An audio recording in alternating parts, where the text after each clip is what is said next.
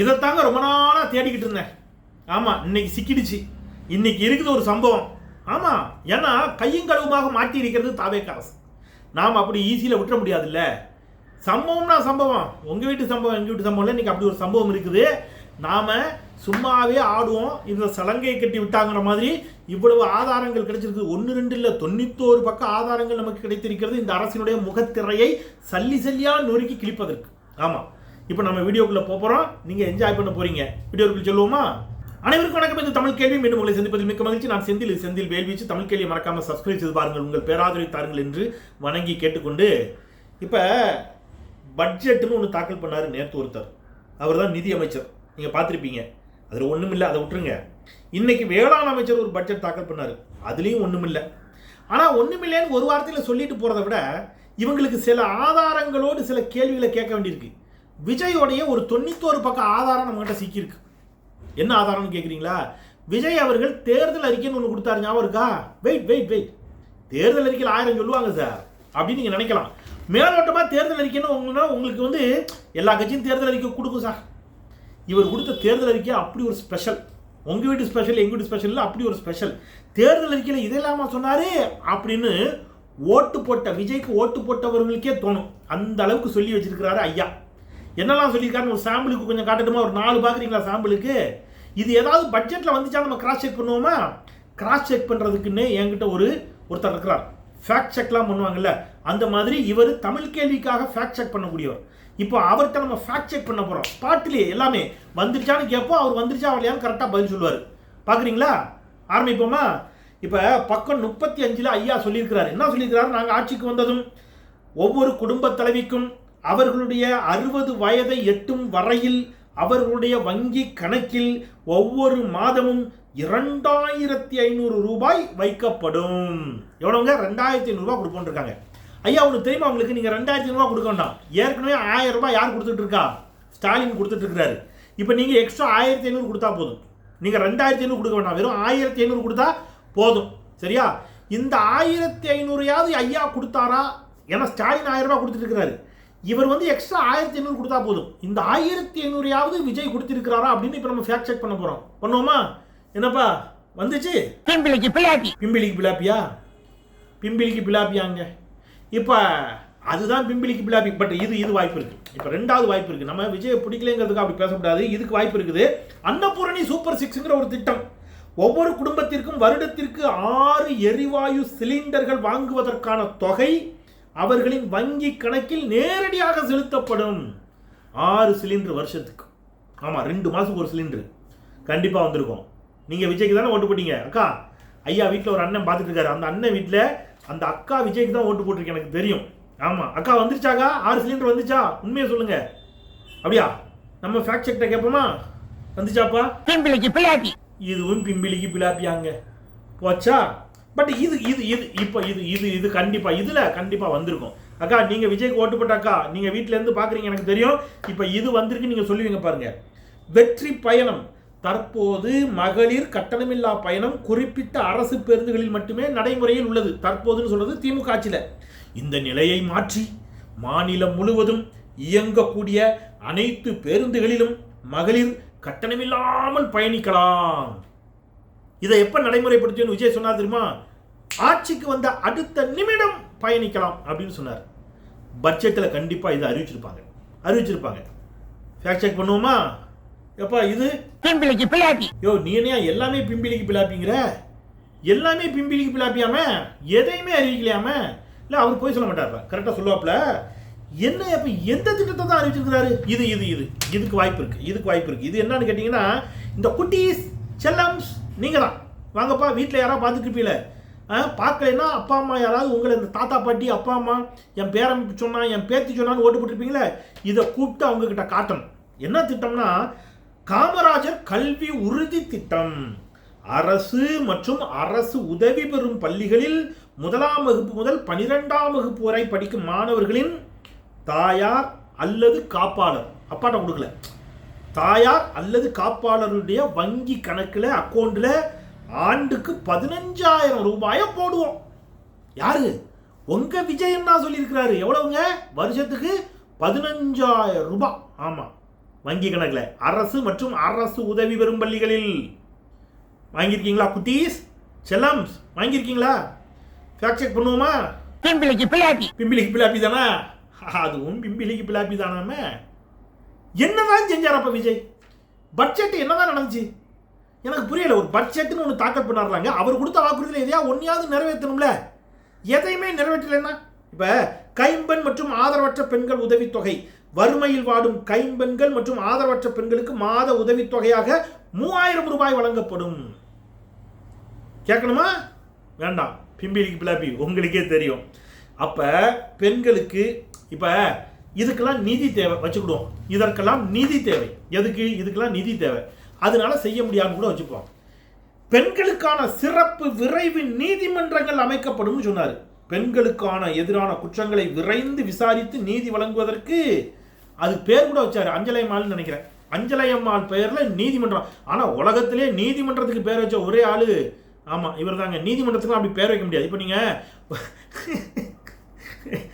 சரி என்னத்த சொல்ல, இப்போ A1 police station, Ashok Nagar police station, Tirunelveli நெல்லை டவுன் போலீஸ் ஸ்டேஷன் இப்படிலாம் இருக்கும். நீங்கள் அதுக்கு பேர் வச்சிங்கன்னா என்னத்துக்கு யோசிச்சு பாருங்க. சரியா? அதுக்கு ஒவ்வொரு பேர் யாரோ ஒரு தலைவருக்கு பேர் வச்சுக்கிட்டுங்களா. இப்போ இவங்க வச்சா என்ன பண்ணுவாங்க? வெற்றி காவல் நிலையம் தான் வைப்பாங்க. காவல் நிலையத்துக்கு வெற்றி காவல் நிலையம் தான் பேர் வைக்கணும். சரி, ரைட்டு, ஓகே. இப்போ இது போச்சு. இப்போ பெண்கள் தான் இந்த தேர்தலில் அதிகமாக விஜய்க்கு ஓட்டு போட்டது அப்படி சொல்கிறாங்க இல்லையா? இப்போ அந்த பெண்களுக்கு என்னெல்லாம் செஞ்சுருக்கிறான்னு பார்க்க போகிறோம். கர்ப்பிணி பெண்களுக்கு உதவித்தொகை எவ்வளவு தெரியுமா? மாதாந்திர பரிசோதனை செய்து கொள்வதற்காக கர்ப்பிணி பெண்களுக்கு 25,000 ரூபாய் வழங்கப்படும். பக்கம் எத்தனை தெரியுமா? 38. கர்ப்பிணி தாய்மார்கள், சகோதரிகள், என் அக்கா தங்கைகள் யாராவது இருக்கிறீர்களா? உங்க அண்ணன் விஜய் எவ்வளவு தரேனாரு? 25,000 ரூபாய் தரேனாரு. தந்திருக்காரா? ஃபேக்ட் செக் பண்ணுவோமா? பிம்பிளிக்கு பிளாப்பி. பிம்பிளிக்கு பிளாப்பி தானாமே தம்பி. பிம்பிளிக்கு பிளாப்பிங்கிறான். அவன் எதை கேட்டாலும் பிம்பிளிக்கு பிளாப்பிங்கிறான். போய் சொல்ல மாட்டான் பையன், உண்மையாக தான் சொல்லுவான். ஏன்னா இங்க இருந்தா தான் சொல்லிடுவானே. அப்புறம் இளைஞர்கள், ஜென்சி கிட்ஸ், அந்த ஜென்சி அப்படிலாம் சொல்றாங்க. இளைஞர்கள், இந்த இளைஞர்கள் தான் எனக்கு வாக்களித்தார்கள். இளைஞர்களுக்கு அல்வாவை கிண்டி கொடுத்துருக்கிறார் விஜய் பட்ஜெட்ல. என்னன்னு பார்க்க போறோம் இப்போ. இளைஞர் நலன் பக்கம் 39. வேலை வாய்ப்பு அலுவலகத்தில் பதிவு செய்து காத்திருக்கக்கூடிய வேலையில்லாத பட்டதாரிகளுக்கு மாதம் 4000 ரூபாய் உதவித்தொகை வழங்கப்படும். அப்புறம் ஐடிஐ போன்றவற்றையெல்லாம் படிச்சுட்டு இருக்கிறவங்களுக்கு மாதம் 2500 ரூபாய் வழங்கப்படும். பட்டுச்சா தம்பி? Fact check. பிம்பிளிக்கு பிளாப்பி. பிம்பிளிக்கு பிளாப்பியாம என்னங்க தம்பி எதை கேட்டாலும் பிம்பிளிக்கு பிளாப்பிங்கிறாப்ல. இப்போ இளைஞர்கள் திறனை மேம்படுத்தக்கூடிய விதத்தில் உங்களுக்குலாம் என்ன பண்ணுவாங்கன்னா 5 லட்சம் இளைஞர்களை தேர்ந்தெடுத்து அவங்களுக்கு பயிற்சி அளித்து அவங்களுக்கு மாதம் 8000 ரூபாய் அவங்களோட பயிற்சியோடு சேர்த்து 8000 ரூபாய் வழங்கப்படும். வந்துச்சா? இளைஞர்களே, வால்போர் சுட்டினீர்களே, கட்டவுட்டில் ஏறினீர்களே, பாலாபிஷேகம் செய்தீர்களே, விசில் அடித்தீர்களே, உங்களுக்கும் பிம்பிளிக்கு பிளாப்பி, தாய்மார்களுக்கும் பிம்பிளிக்கு பிளாப்பி. ஆமாம். இப்போ வெற்றி தொழில் முனைவோர் திட்டம், தொழில் தொடங்க நினைக்கக்கூடிய இளைஞர்களுக்கு 25 லட்சம் ரூபாய் வரை அரசு சார்பில் கடன் வழங்கப்படும். அதுக்கு நீங்க எந்த ஷூரிட்டியும் கொடுக்க வேண்டாம், எந்த பிணையும் கொடுக்க வேண்டாம். நீங்க போய் கேட்டா போதும். 25 லட்ச ரூபா லோனு. எங்க நாளைக்கு போய் கேளுங்க பார்ப்போம், பேங்க்ல கொடுக்குதா பேங்க்னு பார்ப்போம். எங்க அண்ணன் விஜய் ஆட்சி 25 லட்ச ரூபாய் லோன் தரியா இல்லையா அப்படின்னு நீங்க போய் பேங்க்ல கேட்கணும். பேங்க் கொடுக்குதான்னு பார்ப்போம். சரியா? அப்புறம் இது ரொம்ப முக்கியம். நம்ம ஊரில் வேலைவாய்ப்பு திட்டம், நம்ம ஊரில் நம்ம வேலைவாய்ப்பு திட்டம். ஆமா, அதுல என்னன்னு கேட்டீங்கன்னா, தமிழ்நாட்டு இளைஞர்களுக்கு வேலைவாய்ப்பு பெறணுங்கிறதுக்காக தமிழ்நாட்டில் இருக்கக்கூடிய இளைஞர்களுக்கு, தமிழ்நாட்டை சேர்ந்த இளைஞர்களை தங்கள் நிறுவனங்களில் 75% வேலைக்கு அமர்த்தக்கூடிய தனியார் நிறுவனங்களுக்கு ஜிஎஸ்டியில் 2.5 விழுக்காடு மானியம், மின் கட்டணத்தில் 5 விழுக்காடு மானியம் கிடைச்சது. இப்போ எனக்கு ஒரு டவுட்டு. இப்போ என்னன்னா, இளைஞர்களுக்கு, தமிழ்நாட்டு இளைஞர்களுக்கு வேலை கொடுக்கணும், அதுக்கு மானியம்ங்கிறீங்க. அதை ஃபேக்ட் செக்கே பண்ண வேண்டாம், அதுவும் பிம்பிளிக்கு பிளாப்பி தான். ஆனால் நீங்கள் உங்களுடைய டெல்லி சிறப்பு பிரதிநிதியாக கர்நாடகாவை சேர்ந்தவரை போடுறீங்க. என்ன லாஜிக்னு தெரியல. பிம்பிளிக்கு பிளாப்பி தான் அதுவும். இப்போ அடுத்தது விவசாயிகள். இங்கே தான் இருக்குதுங்க. இதில் ஒரு சர்ப்ரைஸ் இருக்குது, திருப்பம் இருக்குது உங்களுக்கு. முக்கியமான சப்ஜெக்ட் இது. வேளாண் அமைச்சர் இன்னைக்கு வேளாண் பட்ஜெட்டை தாக்கல் செஞ்சிருக்கிறார். அதில் முதல் லைன் என்ன தெரியுமா? விவசாயிகளுக்கு பக்கம் 43. விவசாயிகளுக்கு 5 ஏக்கருக்கு குறைவாக நிலம் வைத்துள்ள விவசாயிகளின் அனைத்து பயிர்க்கடன்களும் தள்ளுபடி.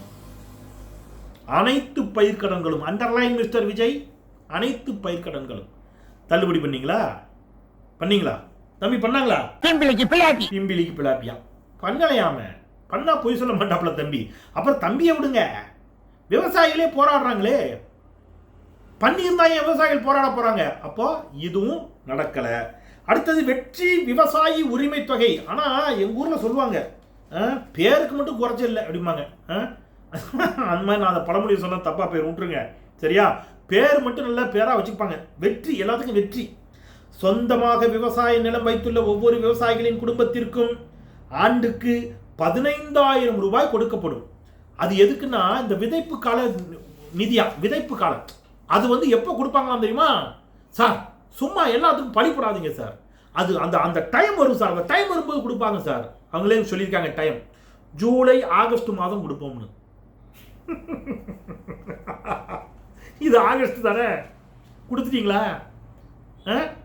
கேட்போமா? என்னப்பா தம்பி? பிம்பிளிக்கு பிளாப்பியா? ஐயோ ஐயோ. அடுத்தது பாருங்க, குத்தகை விவசாயிகள், கூலி விவசாயிகள், இவங்களுக்கெல்லாம் ஒரு உழவர் அடையாள அட்டை கொடுப்பாங்க, உரிமை அட்டை. இதை வச்சிருந்தா ஆண்டுக்கு 10,000 ரூபாய் உதவித்தொகை நேரடி அவங்க வங்கி கணக்கில் வந்து தொபுக்கிடீர்னு விடுமா. ஒரு அட்டை கொடுப்பாங்க. அந்த அட்டையை வச்சிருந்தா உங்களுக்கு தொபுக்கிடீர்னு வந்து 10,000 ரூபாய் வருஷத்துக்கு விழுந்துடும். சரி, ரைட்டு. நெல் கரும்புக்கு குறைந்தபட்ச ஆதார விலை உறுதியளிப்பு. நெல்லுக்கு குவிண்டாலுக்கு 3,500 ரூபாய், கரும்பு டன் ஒன்றுக்கு 4,500 ரூபாய். சரி, ஒன்றுனா பார்த்துட்டு வாங்க, சரியா? 100% பயிர் காப்பீடு. இதில் மொத்தமாக சொல்லிடலாங்க. இதில் இருக்கிற எல்லாமே பிம்பிளிக்கு பிளாப்பித்தான். ஆனால் நான் ஏன் தெரியுமா தனித்தனியாக சொல்கிறேன்? மீனவர்கள், விவசாயிகள், இளைஞர்கள், தாய்மார்கள், பெண்கள், கிறிஸ்தவர்கள், இப்படி பலரும் பல கோணத்தில் அவர் ஆதரிச்சிருக்கிறீங்க. உங்க எல்லாருக்குமே பிம்பிளிக்கு பிளாப்பி தான் அண்ணன் சொல்லியிருக்கிறார். ஆமா, இதுல எதுவும் கிடையாது. மீனவர்களுக்கு சொல்லியிருக்காரு பாருங்க. மீனவர்கள் கணிசமாக விஜயை ஆதரித்ததாக ஒரு கருத்து இருக்குது. மீனவர்கள் பாதுகாப்பு உரிமை தொகை எவ்வளவு தெரியுமா? மீன்பிடி தடைக்கால நிவாரண தொகை 20,000 ரூபாயா உயர்த்தப்படும். 20,000 ரூபாயா? 20,000 ரூபாய் உயர்த்திருக்கிறாரா? 20,000 அறிவிச்சிருக்கிறாரா? இல்ல. நேற்று வேறு ஒரு அறிவிப்பு வந்துச்சு. அந்த அறிவிப்பு என்ன சொல்லுது? 7,000 ரூபாய். நீங்க இன்னொரு அறிவிப்புல என்ன சொல்லியிருக்கிறீங்க? இது ஒரு அறிவிப்பு, அது ஒரு அறிவிப்பு, அதை விட்டுருங்க. பட் 20,000 ரூபாயாக உயர்த்தி வழங்கப்படும். 20,000 ரூபாய் உயர்த்தி வழங்குவேன்னு சொன்னீங்களே, என்ன ஆட்சி மிஸ்டர் விஜய்? மீனவர்களை ஏமாற்றி அவர்கள் வாக்குகளை பெற்றுக்கொண்டு அவர்களுக்கு துரோகம் இழைத்திருக்கிறீர்கள் இந்த பட்ஜெட்ல. சரி, மீனவர் விபத்து காப்பீடு. பதிவு செய்யப்பட்ட ஒவ்வொரு மீனவருக்கும் 25 லட்சம் ரூபாய் மதிப்புள்ள விபத்து காப்பீடு வழங்கப்படும். வழங்குனீங்களா? இல்ல. இதை ஃபுல்லா படிக்கலாங்க. இதுல எல்லாமே என்னதான்? பிம்பிளிக்கு பிளாப்பி தான். சில முக்கியமான விஷயத்தை நான் இன்னும் அது மாதிரி அரசு ஊழியர்கள். இப்போ அரசு ஊழியர்கள்லாம் சிலர் என்ன சொன்னாங்கன்னா, திமுக வந்து டாப்ஸ்னு ஒன்று கொண்டு வந்தாங்க. Tamil Nadu assured pension scheme. பழைய ஓய்வூதிய திட்டத்தையும் புதிய ஓய்வூதிய திட்டத்தையும் கலந்து ஒரு சின்ன வேறுபாடு தான் அதில். மற்றபடி எல்லாம் சேம் தான், சரியா? பழைய ஓய்வூதிய திட்டம் தான். அதையே சிலர் எதிர்த்தார்கள் என்று இந்த தாவேகா சொல்லிட்டு என்ன சொன்னாங்க? திமுக அரசு கொண்டு வந்துள்ள அந்த ஓய்வூதிய திட்டம் அளிக்கப்பட்டு அரசு ஊழியர்களின் கோரிக்கை ஏற்கப்பட்டு முழுமையா கம்ப்ளீட்டா பழைய ஓய்வூதிய திட்டம் கொண்டு வரப்படும். அரசு ஊழியர்களே, பட்ஜெட்டில் அது குறித்து அறிவிப்பு வந்ததா? வரல. தற்காலிக பணியாளர்கள் பணி நிரந்தரம். ஆசிரியர்கள், செவிலியர்கள் உள்ளிட்ட அரசு பணிகளில் ஒப்பந்த அடிப்படையில் பணி நியமனம் செய்யப்பட்ட 5 வருட அனுபவம் பெற்றவர்கள் நிரந்தரம் செய்யப்படுவார்கள். தம்பி, பண்ணலையா? பிம்பிளிக்கு பிளாப்பியா? எல்லாமே பிம்பிளிக்கு பிளாப்பி தான். ஆயுள் காப்பீடு நெசவாளர்களுக்கு, அனைத்து நெசவாளர்களுக்கும் 10 லட்சம் ரூபாய் ஆயுள் காப்பீடு. பிம்பிளிக்கு பிளாப்பி. இதுல எதைத்தான் நிறைவேற்றி இருக்குது இந்த அரசுன்னு பார்த்தீங்கன்னா, எல்லாமே பிம்பிளிக்கு பிளாப்பி. இதுல சம வேலைக்கு சம ஊதியம் ஏகப்பட்டது சொல்லியிருக்கிறாங்க, விட்டுருங்க. நான் சில அடிப்படையிலான சில கேள்விகளை கேட்கிறேன். எதையாவது ஒன்றை இந்த அரசு, இன்னைக்கு வேளாண் பட்ஜெட் தாக்கல் பண்ணப்பட்டிருக்கு, ஏதாவது ஒன்று வாக்குறுதி. 200 யூனிட் மின்சாரம் நீங்க, அப்புறம் 500 யூனிட் வரைக்கும் பயன்படுத்துபவர்களுக்கு நீங்க. ஆனால் முத்துவேல் கருணாநிதி ஸ்டாலின் முதலமைச்சராக பதவியேற்ற பொழுது தமிழ்நாடு கொரோனாவின் கோர பிடியில் இருந்தது. தொழில் முதலீடுகள் இல்லை, பொருளாதாரம் இல்லை, தமிழ்நாட்டுடைய பொருளாதாரம் 0.07. ஆனால் அந்த மனிதர் வந்த உடனேயே ஆவின் பால் விலையை குறைத்தார். வந்த உடனேயே ஆவின் பால் விலையை லிட்டருக்கு 3 ரூபா குறைச்சாரு. வந்த உடனேயே கொரோனா பாதிக்கப்பட்ட பெண்களுக்கு குடும்பங்களுக்கு 4000 ரூபாய் என்ன செஞ்சாரு, நிதி உதவி கொடுத்தார். வந்த உடனேயே அவர்கள் பெயரில் வைப்பு நிதி வைச்சார் கொரோனாவால் பெற்றோர் இழந்த குழந்தைகளுக்கு. வந்த உடனேயே மகளிர் கட்டணமில்லா பேருந்து, மகளிர் விடியல் பயணம் வந்த உடனேயே கையெழுத்து போட்டார். ஆட்சிக்கு வந்த உடனேயே பால் கொள்முதல் விலையை அதிகரித்தார். பால் விற்பனை விலையை குறைச்சாரு. சரியா? பெட்ரோல் விலையை லிட்டருக்கு 3 ரூபாய் குறைச்சார். இவ்வளோத்தையும் பண்ணார். இப்போ நீங்கள் என்ன செய்றீங்க, 700 மதுபான கடைகளை நாங்கள் மூடிட்டோம்னு சொல்கிறீங்க. ஆனால் மதுபானத்தின் மூலம் வரக்கூடிய வருமானம் அதிகமாக இருக்குன்னு காட்டியிருக்கிறீங்க. என்ன கணக்குன்னு தெரியல. ஐயோ கடன் வாங்கிட்டார், ஸ்டாலின் கடன் வாங்கிட்டார், திமுக அரசு கடன் வாங்கிடுச்சுன்னு ஓன்னு ஒப்பாரி வச்சிங்க. இன்றைக்கு உங்களுடைய நிதித்துறை செயலாளர் சொல்கிறார், இன்னும் 50 வருஷம் ஆனாலும் கடன்லாம் அடையாது, கடன் அடைக்கவும் வேண்டாம், கடன் அடைக்கிறது இந்த கடன்கிற வாதமே ஒரு ஹம்பக்குன்ட்டார். கடன் இருக்குங்க, 50 வருஷம் ஆனாலும் அப்படிலாம் கடன் எல்லாம் அடைக்க முடியாதுங்கிறார். 3 மாதத்தில் 20,000 கோடிக்கு மேலே கடன் வாங்கியிருக்கீங்க. இந்த ஆண்டுக்கு மட்டும் 1.25 லட்சம் கோடியோ என்னமோ கடன் வாங்குவதற்கு இலக்கு நிர்ணயிக்கப்பட்டிருக்கிறது. அப்போ எல்லாமே மக்களை ஏமாற்றி மண்டையை கழுவி ஒரு வளர்ச்சியை நோக்கி எடுத்து சென்ற அரசை, 0.07 இருந்த பொருளாதாரத்தை 11.19 விழுக்காடாக உயர்த்திய அரசை, சிறுபான்மை மக்களுக்காக சண்டை செய்த அரசை, அரசு பள்ளி மாணவர்களினுடைய வாழ்வாதாரத்தை மேம்படுத்திய அரசை ஒன்றும் இல்லாமல் ஆக்கி டாட்டா காட்டி நடிகர் பின்னாடி ஓடி நாட்டை குட்டிச்சவரம் ஆக்கிட்டீங்க எல்லாரும் சேர்ந்து. சரியா?